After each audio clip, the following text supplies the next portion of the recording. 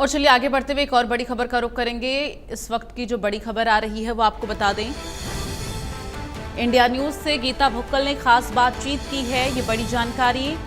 3 दिन चलेगी सत्र की कार्यवाही, गीता भुक्कल ने जानकारी दी है। चूंकि गीता भुक्कल भी मीटिंग में मौजूद थी। 13 नवंबर को राज्यपाल के अभिभाषण से सत्र की शुरुआत होगी। सत्र की कार्यवाही के दौरान प्रश्नकाल नहीं, गीता भुक्कल ने ये जानकारी दी है।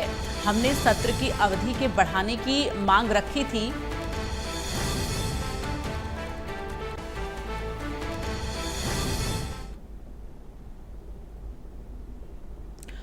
तो आज बीएससी की जो मीटिंग हुई है उसमें गीता भुक्कल भी शामिल हुई थी। कांग्रेस की विधायक गीता भुक्कल ने क्या कुछ कहा है, सुनिए।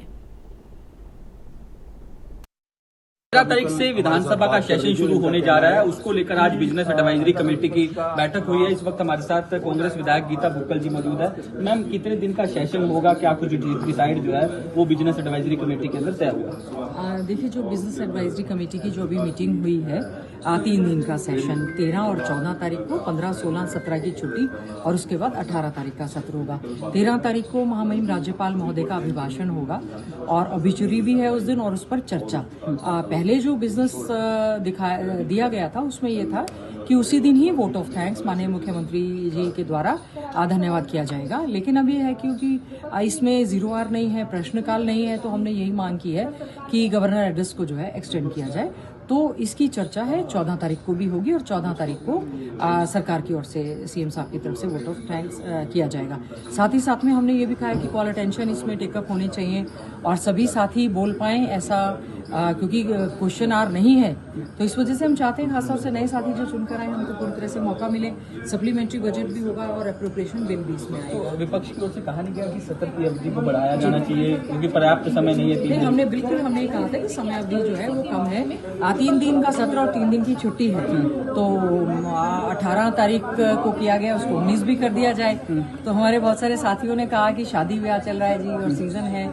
और दूसरा ये बताया गया सीरियसली कि बहुत ज्यादा बिजनेस इस समय नहीं है। आने वाला जो बजट सत्र होगा उसमें तो हमने कहा है कि सत्र की अवधि बढ़ाई जाए और क्योंकि प्रश्नकाल नहीं है तो गवर्नर एड्रेस के समय में सभी को मौका दिया जाना चाहिए।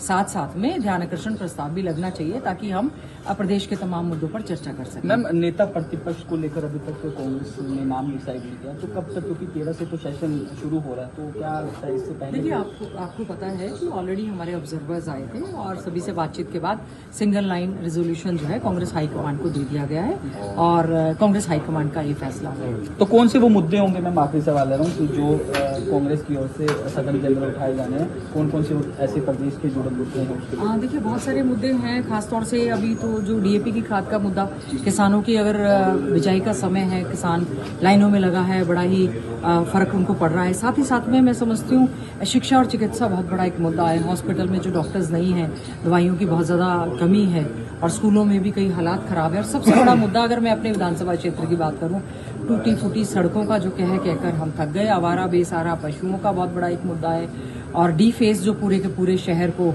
होर्डिंग बैनर पोस्टर्स से कर दिया गया है। बेरोजगारी एक बहुत बड़ी एक समस्या है और बाकी जो बिल और ऑर्डिनेंस आए हैं उस पर हम लोग चर्चा करेंगे। शुक्रिया हमसे बातचीत करने के लिए। तो कांग्रेस विधायक गीता भुक्कल थी जिनका साफ तौर पर कहना है कि तमाम वो मुद्दे होंगे जिनको विपक्ष की ओर से उठाने का काम किया जाएगा, चाहे वो डीएपी खाद को लेकर हो, पराली को लेकर हो। तो साफ तौर पर जो है गीता भुक्कल का यह भी कहना है कि नेता प्रतिपक्ष के नाम को लेकर कांग्रेस हाईकमान जो है जल्दी अपना डिसीजन जो है वो लेगा। चंडीगढ़ से वीडियो जर्नलिस्ट जतिन के साथ साहिल रुखाया, इंडिया न्यूज।